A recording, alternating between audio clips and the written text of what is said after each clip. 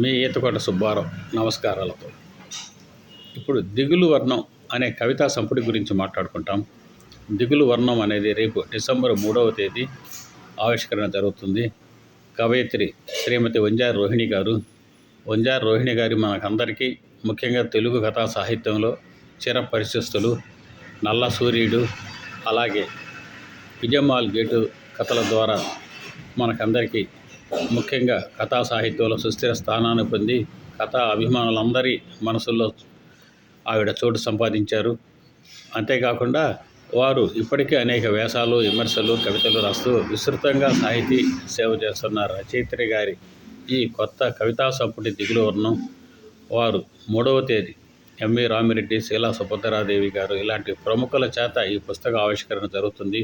వారు ఈ దిగులు వర్ణంతో కవితా లోకంలోకి, కవితా ప్రపంచంలోకి అడుగెడుతున్నారు.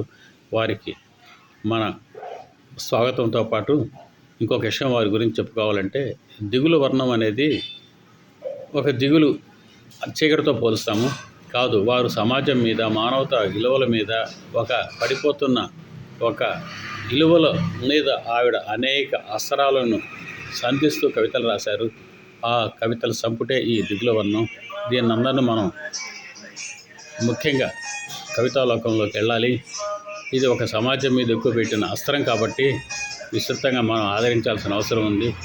దీన్ని అలాగే ఇదందరూ కూడా మనం చదివి ఈ కవితా సంపుటిని వారిని మనం ప్రోత్సహిస్తే ఒక మంచి రచయిత్రి మనకు భవిష్యత్తులో కూడా మరిన్ని కథా సంపుటాలతో ముందుకు వస్తారు. వారి స్వాగతం పలుకుతూ ఈ కవితాలోకి ఆహ్వానించాము. శ్రీమతి వంజారి రోహిణి గారి శుభాకాంక్షలతో మీ ఈతకొండ సుబ్బారావు. నమస్తే.